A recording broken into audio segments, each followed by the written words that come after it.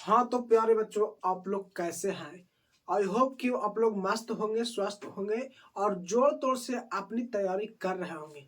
चूंकि अब परीक्षा में कुछ ही दिनों का समय रह चुका है, तो क्यों ना हम लोग कुछ ऐसे टॉपिक को पढ़े जो कि एग्जाम में सीधी सीधी वहां से प्रश्न पूछा जाए।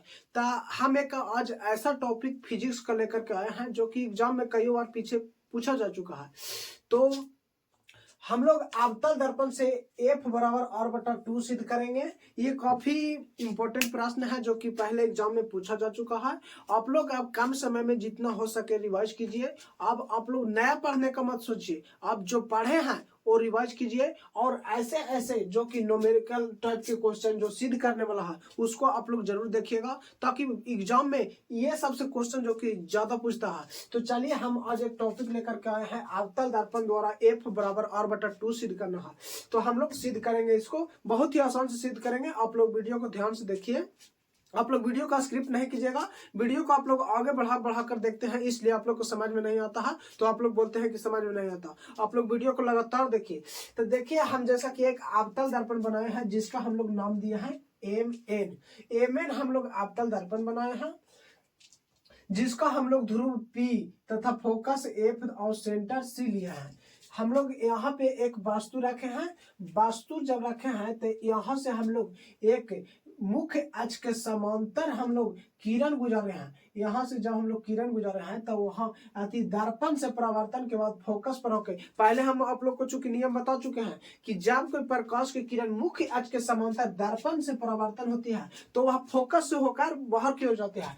तो वही प्रकाश की किरणें जब फोकस से होकर यहाँ गुजरता है तो फोकस होकर गुजरता है, यहाँ परावर्तन होता है। तो हम लोग एक काल्पनिक रेखा B से C तक हम लोग मिलाए हैं जो अभिलंब का काम कर रहा है, परावर्तन हो रहा है यहाँ पे। तो देखिए, हम लोग मान लीजिए ऐसे चित्र बनाते हैं यहाँ पे ये, तो हम लोग जब ऐसे करते हैं तो यहाँ आपतित बिंदु पर हम लोग एक लंब खींचते हैं जिसे जो अभिलंब का काम करता है।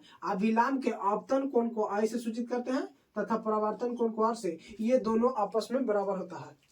तो चलिए हम लोग इस पे चर्चा करते हैं।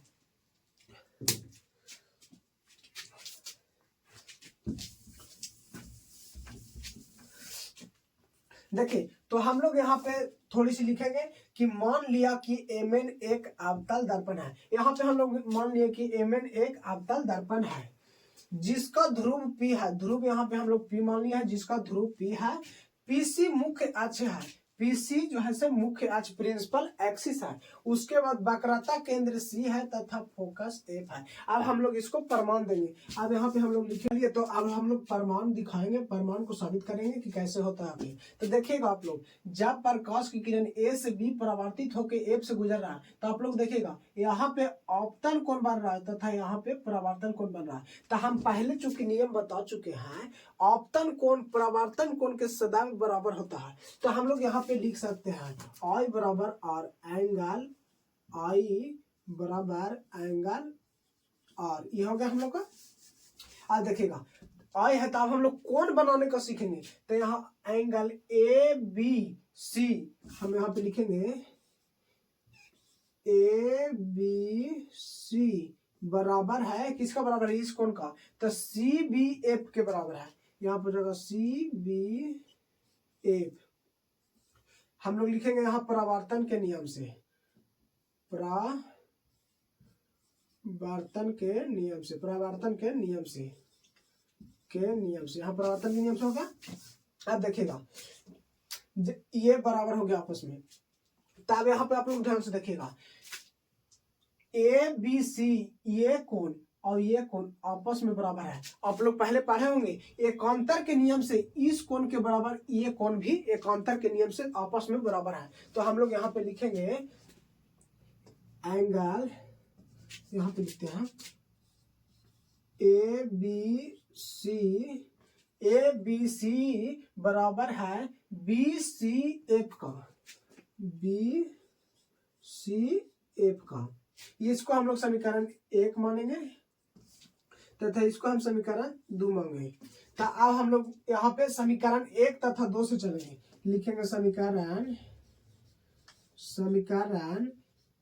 1 तथा 2 से।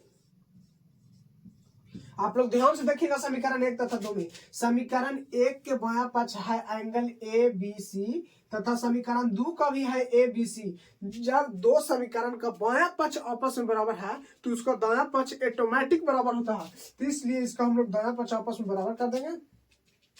तो इसका हो जाएगा दायां पक्ष एंगल सी बी एफ बराबर हो जाएगा, इसका एंगल है बी सी एफ अब इसमें आप लोग ध्यान से देखिएगा। देखिए यहाँ पे एंगल बी और यहाँ पे सी। बी एंगल हमारा ये हो गया तथा सी एंगल ये हो गया, तो ये दोनों तो आपस में बराबर है। बी सी बराबर है। आप लोग देखिएगा त्रिभुज एफ बी सी में जब दो कोण आपस में बराबर है तो त्रिभुज क्या समद्विबाहु कोण हो जाएगा। दो कोण जब आपस में बराबर होता है तो त्रिभुज समद्विबाहु हो जाता है। तो इसलिए जब दो कोण आपस में बराबर है तो यहाँ पे हम लोग लिख सकते हैं, इसलिए त्रिभुज बी सी एफ एक समद्विबाहु त्रिभुज है, एक समद्विबाहु त्रिभुज है, समद्विबाहु त्रिभुज है। जब समद्विबाहु त्रिभुज है, ये त्रिभुज समद्विबाहु त्रिभुज है। समद्विबाहु त्रिभुज का दो भुजा आपस में दो कोण आपस में बराबर है, तो जब दो कोण आपस में बराबर है तो इसका समद्विबाहु बनाने वाला दो भुजा भी आपस में बराबर होगा। ये भुजा, ये तो सबसे बड़ा भुजा दिख रहा है सामने वाला, क्योंकि वो सबसे बड़ा ऐसा ही दिख रहा, तो इसलिए ये भुजा यहाँ से यहाँ तक और ये भुजा ये आपस में दोनों बराबर होगा। तो इसलिए हम लोग यहाँ पे लिख सकते हैं, इसको थोड़ा सा हम लोग कम करते हैं।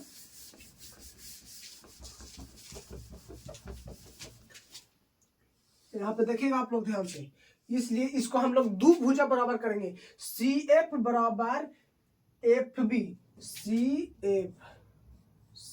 एफ बराबर यहाँ पे हो जाएगा एफ बी। इसको हम लोग मान लेते हैं समीकरण 3 मान लेते हैं। अब चलिए, अब हम लोग का मानना है चूंकि बिंदु बी पी के बहुत निकट है, जब हम लोग बिंदु पी के निकट अगर जो बी को लाए, ये दोनों का द्वारक बिल्कुल छोटा है। हम लोग चित्र बनाए हैं बड़ा, लेकिन द्वारक इन दोनों के बीच बहुत ही कम होता है। जब द्वारक कम होगा तो सिंपल सी बात है, इसके दूरी के बराबर ये हो जाएगा। जब इसको हम लोग ऐसे घिंचते घिंचते यहाँ पे ला दिया जाए सीधा, तो इसके बराबर हो जाएगा कि ना। तो इसलिए हम लोग लिखेंगे बिंदु बी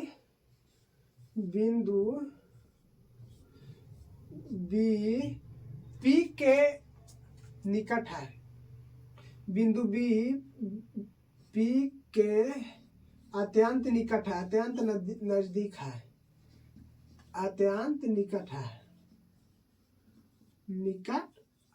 इसलिए जब निकट होगा तो ये भुजा और ये आपस में बराबर हो जाएगा। इसलिए हम लोग लिखेंगे पी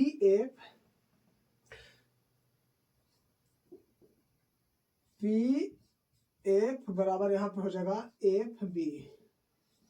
ये हो जाएगा समीकरण 4। अब 3 और 4 में आप देखिए, समीकरण 3 तथा 4 में देखिएगा एफ बी और एफ बी जब दोनों का दायां पक्ष बराबर है तो हम लोग बायां पक्ष सिंपल सी बराबर कर सकते हैं। तो इसलिए हम लोग समीकरण 3 तथा 4 से हम लोग इसके बराबर इसके कर सकते हैं। इसलिए हो जाएगा सी एफ बराबर हो जाएगा पी एफ। अब कुछ नहीं करना है, अब इसके बीच हम लोग को मान रखना है और इसके पहचान बनाना है। अगर जो हम इसको सीधी से मान रख सकते हैं तो रख देंगे, और अगर जो किसी जोड़ने घटाने की समस्या होगा तो वो करेंगे, और सीधा सा हम लोग एफ मान रखेंगे, सी मान रखेंगे, और ऐसे हम लोग मान रखेंगे। तो हम यहाँ पे लिखा है सी एफ। देखिए सी एफ का कुछ मान होता है। अगर जो पी एफ रहता तो हम लोग फोकस दूरी माइनस एफ लिख सकते थे। अगर जो पी सी रहता तो हम लोग माइनस पी सी लिख सकते थे, क्योंकि सेंटर दूरी होता है। लेकिन सी एफ कुछ नहीं होता है। तो इसको हम लोग मान मिलाने के लिए अगर हम लोग पूरा में से इसको घटा देंगे, अगर जो पीसी में से अगर पूरा में से हम इसको घटा देंगे तो यही नहीं बचेगा, यही नहीं लिखा है सी एफ। तो इसलिए हम लोग लिख सकते हैं इसको पीसी माइनस पी एफ बराबर यहाँ पे पी एफ। अब हम लोग मान रखेंगे पीसी। देखिए यहाँ पे पीसी को हम लोग यहाँ पे 2 पीसी को यहाँ पे लिख सकते हैं कच्ची, और लिख सकते हैं। पीसी, पीसी को हम लोग 2f लिख सकते हैं। पीसी यानी एक एफ, तो यहाँ पे हो जाएगा 2f बराबर यहाँ पे pf हो जाएगा और प्लस में pf। अभी हम लोग मान नहीं पुट करेंगे, इसको पीसी रहने दीजिए, पीसी रहने दीजिए।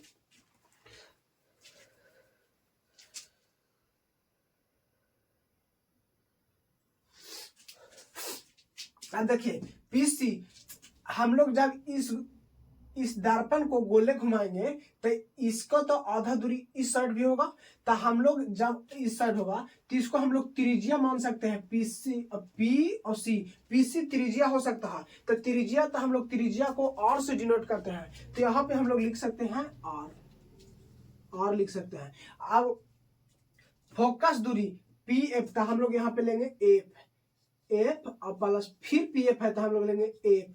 अब देखिएगा यहाँ पे कर देते हैं, यहाँ पे आर हो जाएगा, आर के आर बराबर एफ हो जाएगा यहाँ पे 2f। अब हम लोग 2 को इस साइड ला सकते हैं भागा में, तो इसलिए हो जाएगा r बटा 2 बराबर f। तो हम लोग का ये सिद्ध हो गया, f बराबर r बटा 2।